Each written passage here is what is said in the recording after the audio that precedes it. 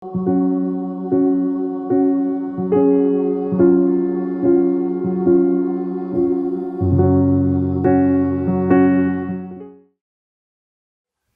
உங்கள் யாவருக்கும் ஆண்டவராகிய இயேசு கிறிஸ்து நாமத்தில் அன்பு வாழ்த்தை தெரிவித்துக் கொள்கிறேன்.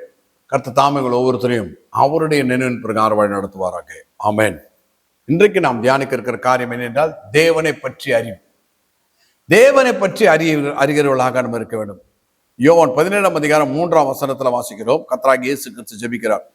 ஒன்றான மெய் தேவனாகிய உம்மையும் நீர் அனுப்பினவராகிய இயேசு கிறிஸ்துவையும் அறிவதே நித்திய ஜீவன் என்று சொல்லி பார்த்தோம்.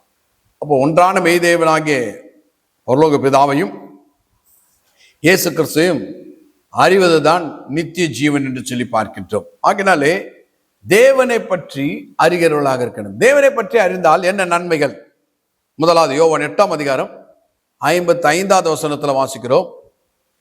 அறிவில்லை என்றால் பொய்யராயிருப்போம். தேவனை பற்றி அறியவில்லை என்றால் நாம் பொய்யராயிருப்போம் என்று சொல்லி பார்க்கிறோம். ஆகினால் 8:55 கர்த்தராகிய இயேசுக்கு சொல்றார், உங்களை போல நானும் அவரை அறியாதவனாயிருந்திருப்பேன் என்றால் பொய்யனாயிருப்பேன் என்று சொல்கின்றார். ஆகினாலே தேவனை பற்றி அறியவில்லை என்றால் நாம் பொய்யராயிருப்போம். ஆகினால தான் தேவனை பற்றி அறிகிறவர்களாக இருக்க வேண்டும். அறிந்து கொண்டால் நாம் உண்மையுள்ளவர்களாக மாறுகிறோம், உண்மையுள்ளவர்களாக இருப்போம். தேவனை பற்றி அறிகிற அறிவு நம்மை உண்மையுள்ளவர்களாக மாற்றுகிறது என்று சொல்லி பார்க்கின்றோம். மத்திய 22:29 வாசிக்கிறோம்.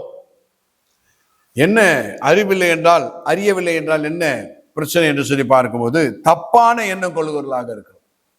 நீங்கள் வேத வாக்கியம் தேவனுடைய வல்லமையும் அறியாததுனால தப்பான எண்ணம் கொள்கிறீர்கள். அப்போ தேவனுடைய வசனத்தை தேவனுடைய வல்லமையை அறியாவிட்டால் தப்பான எண்ணம் கொள்கிறவர்களாக இருக்கிறோம்.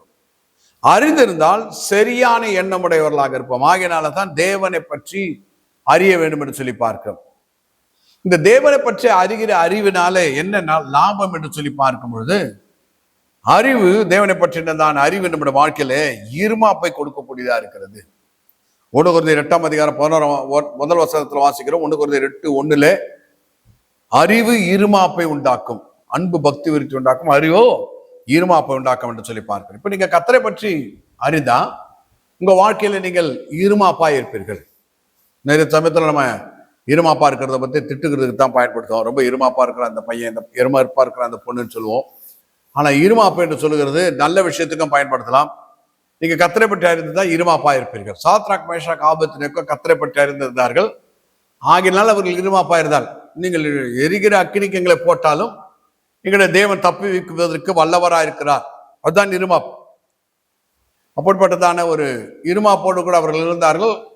தேவன் அவர்களை அக்கினி சுவாலைகளிலிருந்து தப்புவித்து வெளியே கொண்டு வந்தார் என்று சொல்லி பார்க்கிறோம். அப்ப அறிவு இருமாப்பை கொடுக்கிறது. தேவனை பற்றி நீங்க எவ்வளவு அறிந்திருக்கிறீங்களோ அவ்வளவா நீங்க இருமாப்புடையவர்களாக காணப்படுகிறீர்கள்.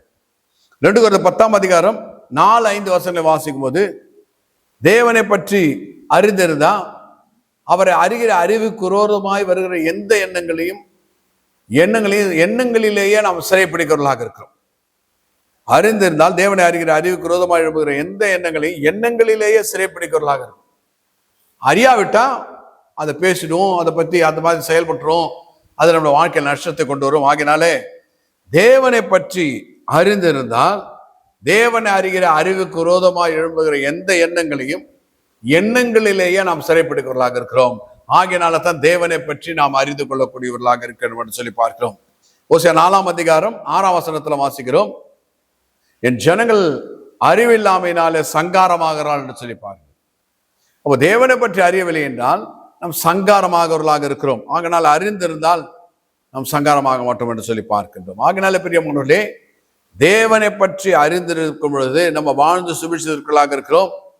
தேவனை பற்றி அறிவு நம்முடைய வாழ்க்கையில் இருமாப்பை கொடுக்கக்கூடியதா இருக்குன்னு சொல்லி பார்க்கிறோம். அது மாத்திரம் ஏசாயா 5ஆம் அதிகாரம் 13ஆம் வசனத்திலே, என் ஜனங்கள் அறிவில்லாமையினால சிறைப்பட்டு போகிறார் என்று சொல்லி கர்த்தர் சொல்கிறார். அப்ப அறியாதிருந்தால் சிறைப்பட்டு போகிறோம், கட்டப்பட்டவர்களாக காணப்படுகிறோம். அறிந்திருந்தால் நாம் சிறைப்பட மாட்டோம் என்று சொல்லி பார்க்கிறோம். அப்போ தேவனை பற்றினதான அறிவு நம்முடைய வாழ்க்கையிலே சிறைப்பட்டு போகாதபடி நம்மை நடத்தக்கூடியதா இருக்கிறது. அறியவில்லை என்றால் சிறைப்பட்டு போகிறோம். ஆகினால தான் தேவனை பற்றி நாம் அறிந்து கொள்ள வேண்டும். அதான் இயேசு ஜெபிக்கிறார், ஒன்றான மெய்தேவனாகிய உம்மையும் நீர் அனுப்பினவராகிய இயேசு கிறிஸ்துவையும் அறிவதே நித்திய ஜீவன் என்று சொல்கின்றார். ஆகினால பிரியமானவர்களே, இந்த நாட்களை நாம் தேவனை பற்றி அறிகிறதுக்கு நம்ம எப்போ கொடுப்போம். உண்டான மெய்தேவனாகவும் அவர் அனுப்பினவராக இயேசு கிறிஸ்து அறிவதே நித்திய ஜீவன். இப்போ இயேசு கிறிஸ்துவை அறிந்தாலும் பிதாவை அறிந்து கொள்ளக்கூடியவர்களாக இருக்கிறோம். இயேசு கிறிஸ்துவை எப்படி அறிய முடியும் என்று சொன்னால் வேத வசனத்தின் மூலமாக, வேத வாக்கியங்கள் மூலமாகத்தான் இயேசு கிறிஸ்துவை அறிகிறவர்களாக இருக்கிறோம் என்று சொல்லி பார்க்கின்றோம்.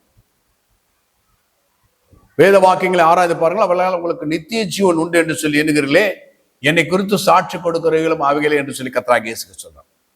வேத வசனத்தின் மூலமாக இயேசு கிறிஸ்துவை நாம் அறிந்து கொண்டால் பிதாவை அறிந்து கொள்ளக்கூடியவர்களாக இருக்கிறோம். அப்போ இயேசு கிறிஸ்துவை அறிகிற அறிவு நம்முடைய வாழ்க்கையில கிடைப்பதற்காக நம்ம ஜெபிப்போம், பிரயாசப்படுவோம், ஒப்பு கொடுப்போம். கர்த்தர் நமக்கு உதவி செய்வார். எங்களை அதிகமாக நேசிக்கிறதான பரிசுத்தம் உள்ள பிதாவை கர்த்தராகிய இயேசு கிறிஸ்து நாமத்தை சொல்லுகிறோம். தேவனை பற்றி அறிகிற அறிவு எங்கள் எல்லாருக்கும் கிடைப்பதற்கு எங்களுக்கு உதவி செய்யும்.